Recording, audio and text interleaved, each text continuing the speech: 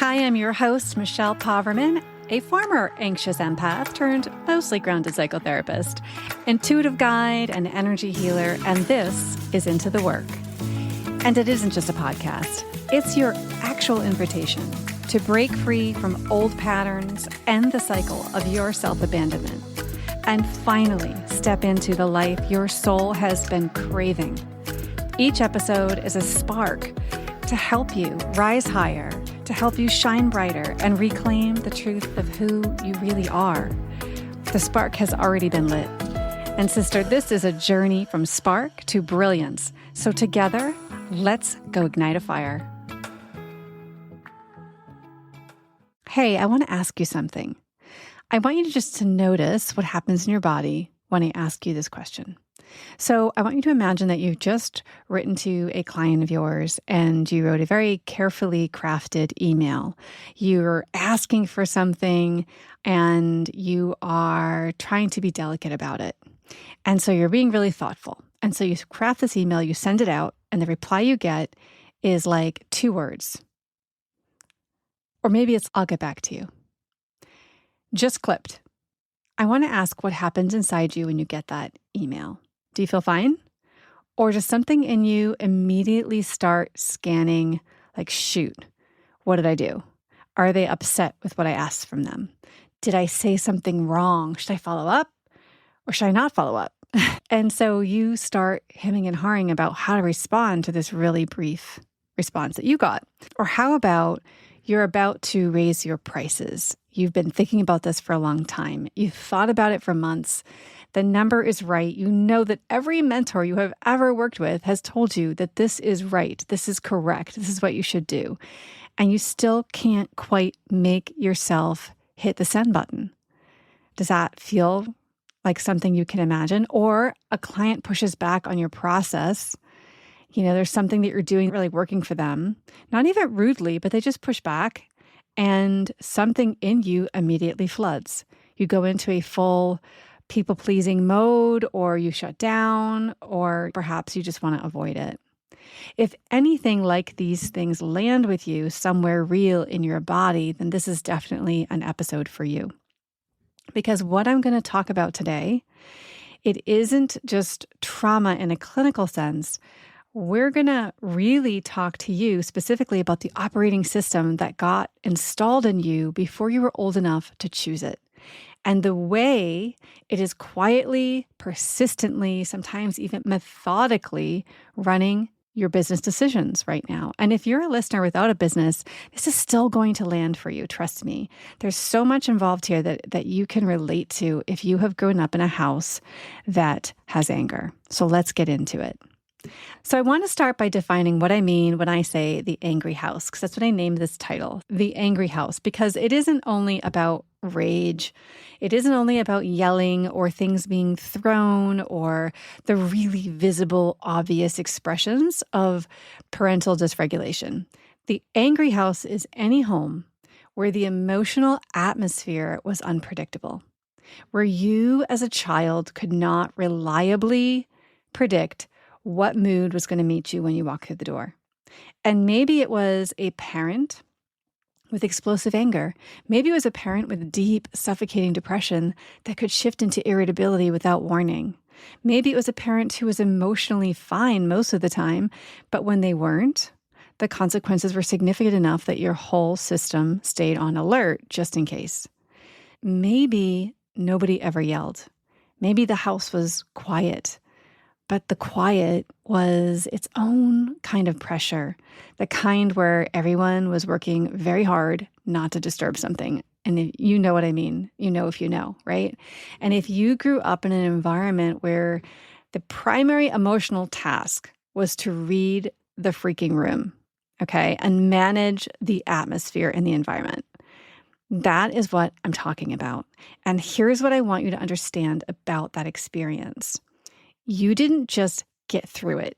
You, my dear, you got good at it.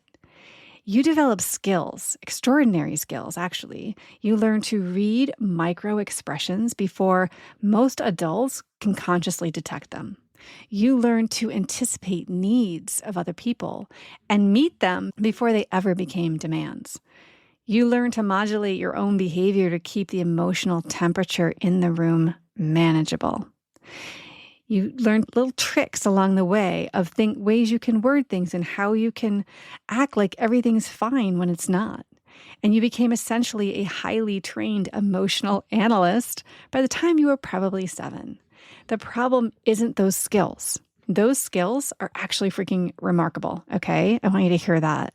The problem is what your nervous system concluded from that environment. The conclusions it drew about how the world works, about what safety even means, and what you need to do to stay okay. And those conclusions, that operating system, is what walked right into your business when you decided to create it. So I'm going to walk through 4 specific patterns. And there are so many more, but I can narrow it down to 4 to talk about today.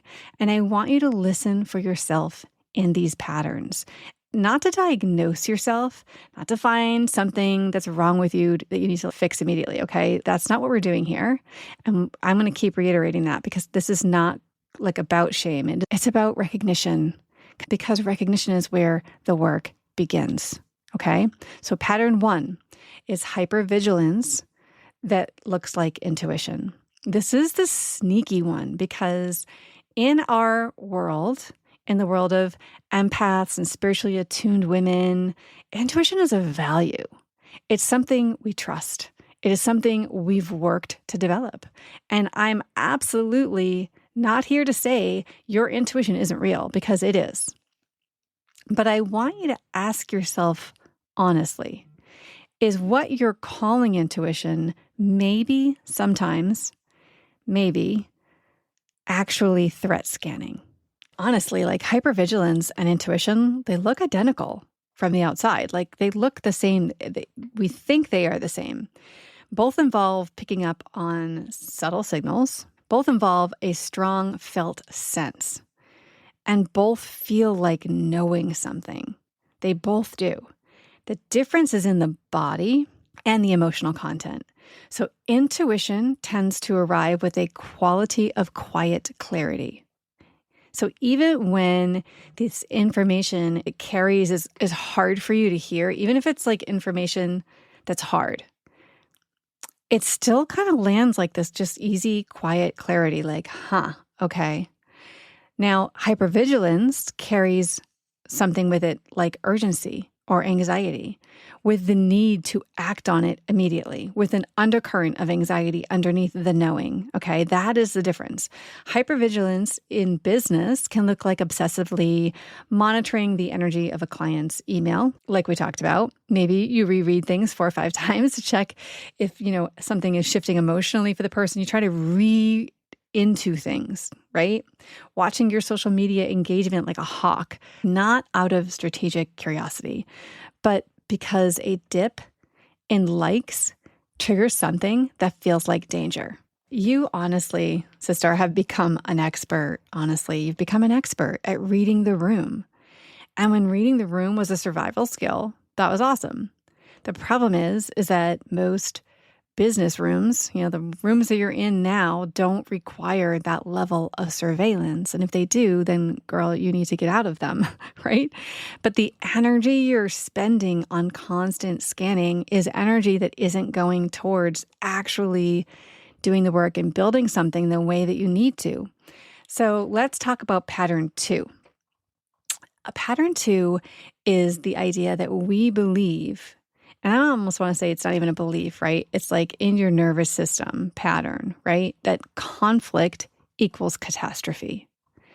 When you grew up in a house where conflict meant the walls shook or that silence got so thick you couldn't breathe, right? It was really anxiety producing and scary. Your nervous system learned something very specific. Okay, you learned that disagreement is dangerous. It's not like just uncomfortable. Your whole body feels it as danger. And your nervous system doesn't update that conclusion because you grew up and moved out and built a business. It still carries the old data into these new situations.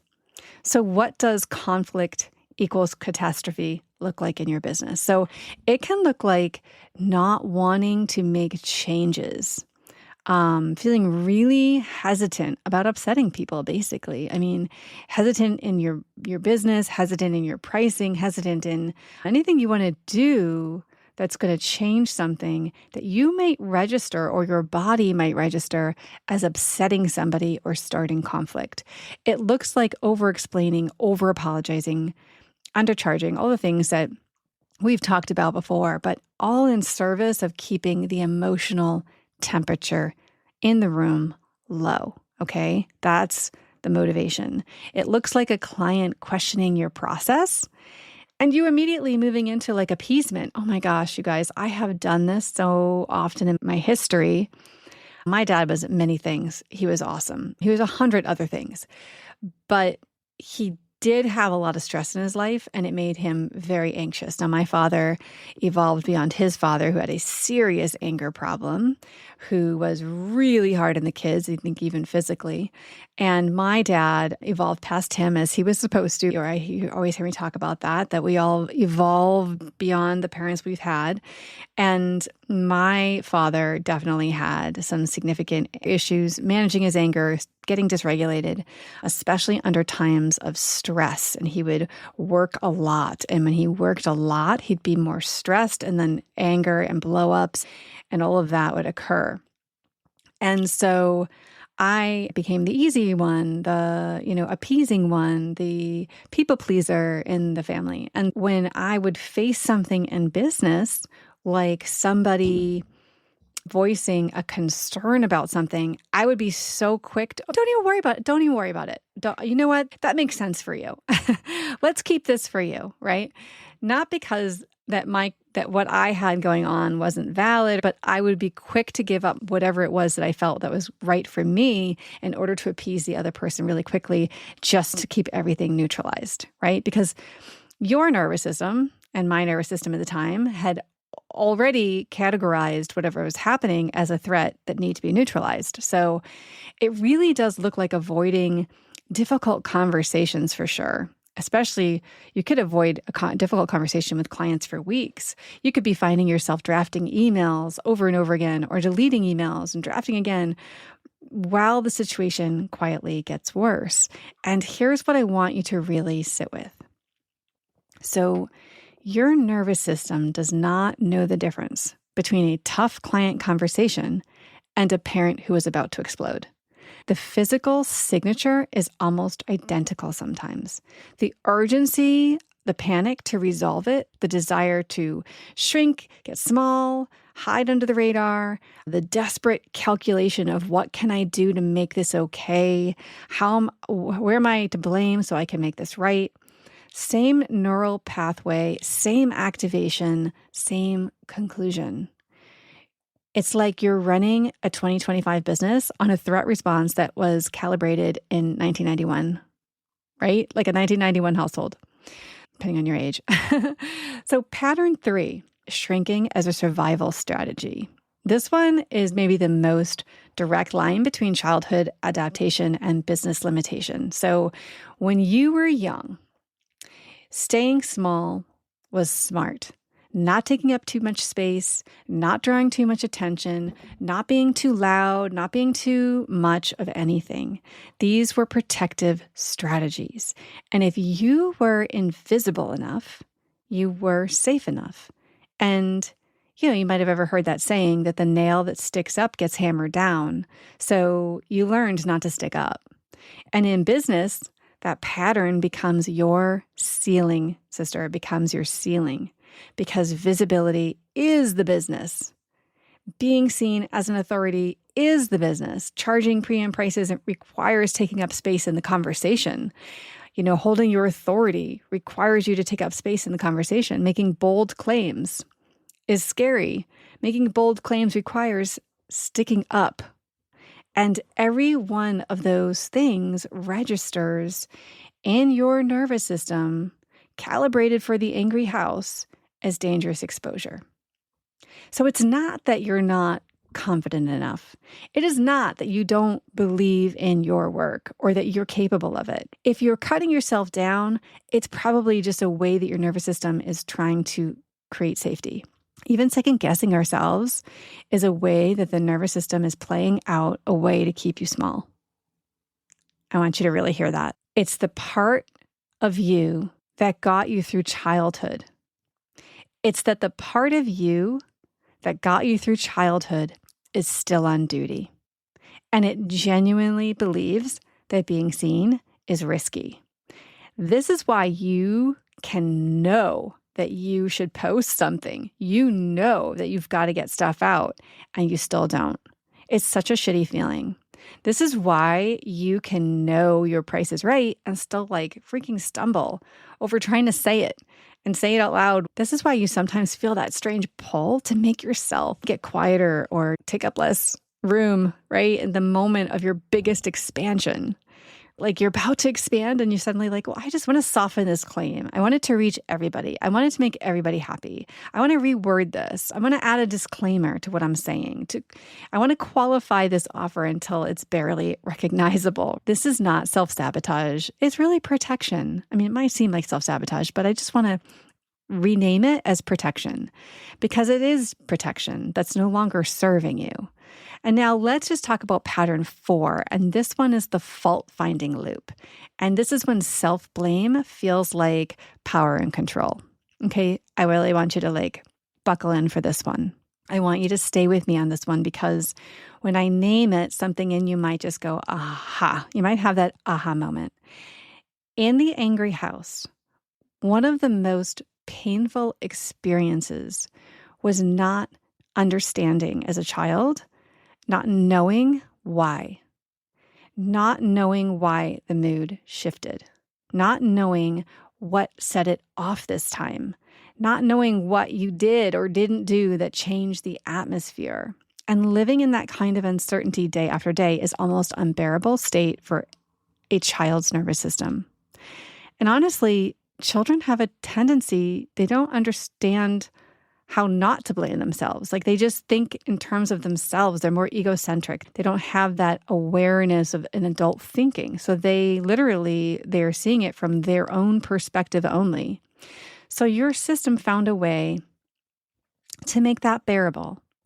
And it decided, if it's my fault, I can fix it. You got that? If you could make it your fault, you could fix it.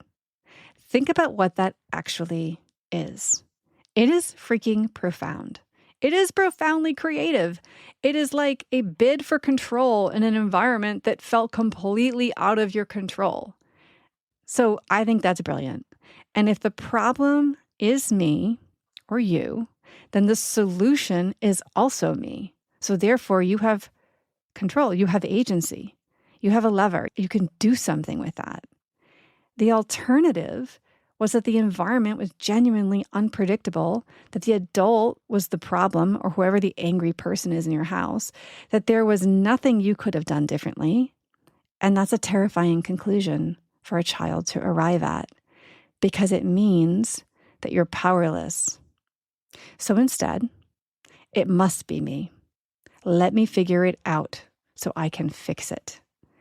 That conclusion became a way of surviving for you. Potentially. Not everybody experiences this, but it really can run under the current for a lot of us. And it is still running in your business if it was running in the background in your life. Here's what it looks like now. You are launching something and it doesn't perform the way you had hoped. And before you even looked at the data, you're already deep in a spiral of what did I do wrong? Was it the copy? Was it the price? Was it me? The self-interrogation is immediate. It's urgent. It's you're putting yourself out there. It feels like something's failing and it must be you. You're not enough. You're not good enough. You're not worthy enough. The core wounding is coming up.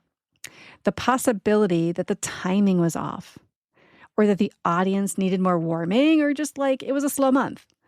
Those feel less real than the conclusion that you are the variable that needs correcting. Maybe Another example could be like when a client goes quiet, you've been working with them and it's been going great, and then all of a sudden they stop engaging. They don't renew something. They don't partake in the sessions anymore. You've already decided it's something that you did. You replay the last session, the last email, the last piece of content. Was I too direct? Was I not direct enough? Did I push too hard? Was I not enough? You're running a full internal investigation based on no evidence because the uncertainty is more intolerable than the self-blame. It's that strange thing I talk about all the time where the path of least resistance we think is the path that looks and feels the safest, but is usually the most difficult. It's usually the crappiest path, right? Then the path that is expansion. It is more intolerable than the self-blame. Or let's say someone leaves critical feedback. This happens. Oh my gosh, this is going to happen to you. Even vague feedback or feedback that's clearly more about their own unmet expectations than about your actual work. And you absorb it completely, not as information to be evaluated, but as truth, because your system is always scanning for the version of events where you are the problem. That version, oddly, feels safer. And here's what makes this pattern particularly costly in your business. You start to pre-blame yourself. You soften the things before you put like if you're going to make a claim about your work or what you're doing, you keep watering it down. You shrink things like the pricing or the messaging before anyone has had a chance to object because your system has already located the fault, which is you, and is trying to correct it in advance. So it's keeping you from doing the things that you truly want to do or meant to do. And the guilt is the illusion of the control, right? The anxiety is the illusion of agency. The self-blame that you're experiencing at its root is a deeply human attempt to make an unpredictable world feel like you can navigate your way through it. The reframe here is you learned to locate fault in yourself because it gave you the feeling of power in a situation where you actually had very little. And the grown version of that, the version that actually serves you, is accountability. Real, clean, chosen accountability.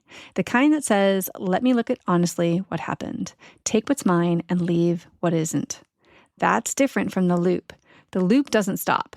It doesn't arrive at answers that bring peace. It just keeps scanning. So, because that original function was never really about finding the truth, it was about manufacturing a sense of control. So not every slow month is a message about you. Not every quiet client is a verdict of your work. Not every piece of feedback is the truth about who you are. Sometimes things are just information. Sometimes they're just data. The terrain of building something real requires us to be able to see data. You're allowed to receive it all that way, and you can make that change. So we have 4 patterns, 4 places where intelligent, adaptive nervous system is running a program that made complete sense, but is costing you now. And before I give you 3 ways to start shifting this, I want to offer you the reframe because I am very aware that everything I just described can tip into shame territory really fast. And that is not where I'm taking you. We're not going there. Everything I just named, the hypervigilance, the conflict avoidance, the shrinking, the fault-finding loop, none of it is a character flaw. So not one of them, not any of them. These were intelligent adaptations to an unpredictable environment. Like I said before, they're brilliant. Your nervous system did exactly what nervous systems are designed to do. It assessed the conditions. It developed a response that maximized your safety, given those conditions.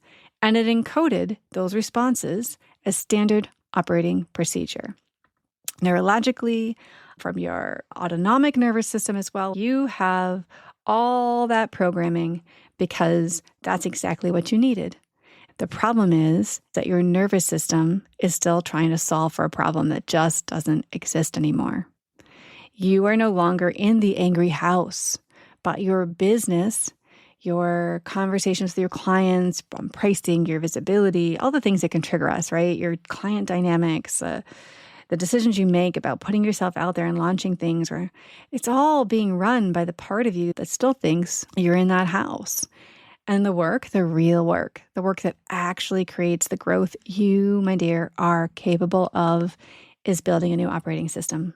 One that's like ready and calibrated for the life and business you're building now, not the environment that you were trying to survive back then, okay? So here are 3 concrete places to begin. These are just 3 tips. They're pretty simple and pretty straightforward, but neither of those things makes them less important.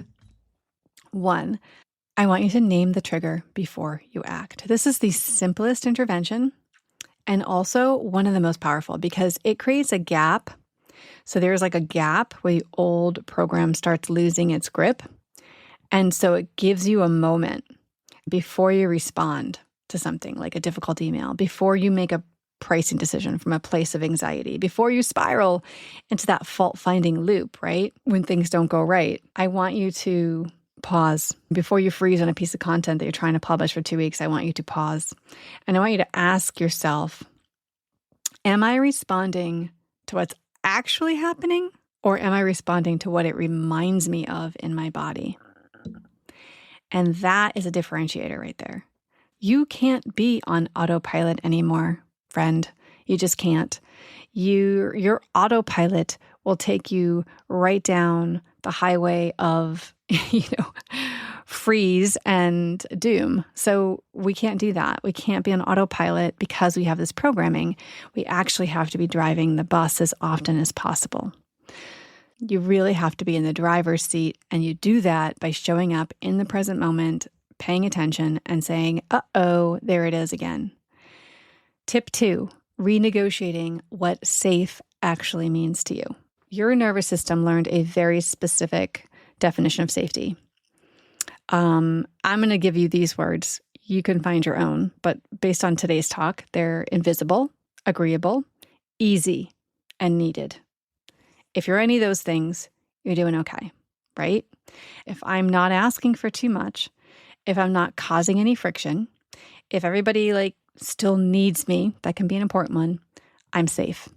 I've already found the fault and corrected for it, so I'm safe. But both of those definitions made sense once. Neither of them serve your business that you're building right now. The new definition sounds like I can handle what comes. Nothing bad will happen. Not everyone will approve. Not that there won't be any conflict or uncertainty or ways that my business underperforms. It's I can handle what comes. It's actually shifting into a state of belief about yourself and your resiliency. And you build that belief by accumulating evidence. Because every time you say, I can handle what comes, and actually it happens, and you handle it, you can check a box. Small visibility acts done consistently. Holding a boundary with a difficult client and literally surviving it. I'm only asking you to survive it. I'm not saying it has to be comfortable yet, but surviving it. Naming your price without apology and watching the world not end. Looking at a slow month with curiosity instead of self-prosecution. That's the difference. And discovering that you can tolerate the not knowing without collapsing. Seriously.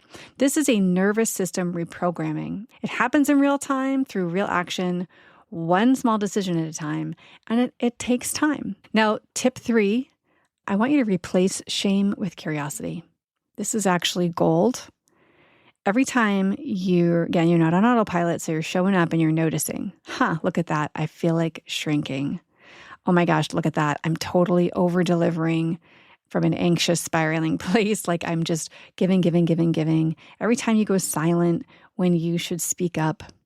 Every time you catch yourself mid-spiral trying to locate the fault before anyone else does, right? What you screwed up, what you did wrong. Instead of it, I did it again. What is wrong with me? I want you to just go, what did that just remind me, my body of? What am I trying to protect here? What's really happening? Curiosity is the entry point to your healing. Shame is the dead end. Curiosity is the entry point. It is where, if you can stop and be curious about yourself, about your experience with non-judgmental curiosity, you are going to start seeing small shifts turn into big shifts. Because shame, especially for women who already carry a deep well of self-criticism, does not motivate change. It never will. It reinforces freeze. It confirms the old story that something is fundamentally wrong with you, which makes the whole old protective pattern thing feel even more necessary. So curiosity, think of it this way. Curiosity opens a door. It really creates a distance between you and this pattern that you have. As soon as you become curious about it, you will start to notice that your body starts to calm. That just that shift in an emotional state to curiosity triggers something in the body to start to relax. It lets you observe it rather than be consumed by it. And observation is the beginning of choice. You cannot change what you're enmeshed in, right? What you're fused with. You can only change what you can truly separately see from yourself. So as we're closing, I want to leave you with this. I want to make sure that you understand you have extraordinary gifts. You have developed deep, probably pretty precise empathy, and the kind that can't be manufactured and it can't be faked. You developed an almost supernatural ability to hold space in chaos. You probably are incredible at staying present when things get hard, to attune to what's happening beneath the surface. You potentially developed an incredible range that most people, incredible perceptual range that most people simply don't have. I think a lot of people who grew up in angry homes can on the surface look like they're doing amazingly well, even though deep down inside, they can't make a decision. They can't, they're freaking out.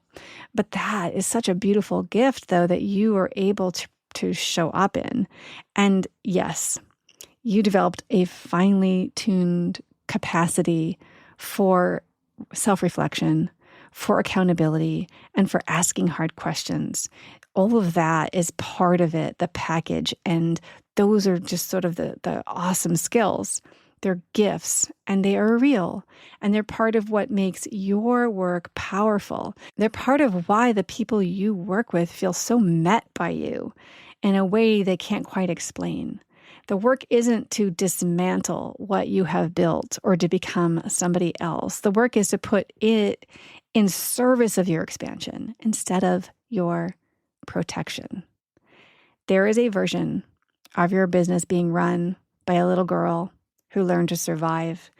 And there's a version of it also being run by the woman you actually are now, and the one who, with those same gifts, oriented towards growth instead of safety. And that's the upgrade available to you, sister. It starts, like most things in this work, with being willing to see it. Thank you for being here. If this episode hit something real, share it with someone who needs to hear it, because I want this message to spread far and wide so we can all start waking up to our gifts. We can all get out of these loops. And even if you didn't grow up in an angry household, but you struggle, or you know somebody that struggles with conflict, this is a really important episode, I think, to hear and to let someone else know about, because they need to hear that they're gifted and that it's beautiful. And this is something you can get out of. And also, if you haven't left a review for this show yet, it only takes a couple of minutes. It genuinely really helps the show reach more women who are out there doing this work. And I'd be so grateful. All right, I'm looking forward to talking with you next week. Bye for now. Thank you for joining me on Into the Work, Therapy for Empaths and Seekers. If this episode spoke to you, please follow the podcast and leave a review. It is the best way to spread this healing work to other women. Your presence here matters. Step into your power, heal your soul, and rise with women who are doing the same. Keep joining us every week, and together we can heal the world. If you're ready to dive deeper, grab your free Shadow Work Transformation Bundle in the show notes, and I will look forward to seeing you next week.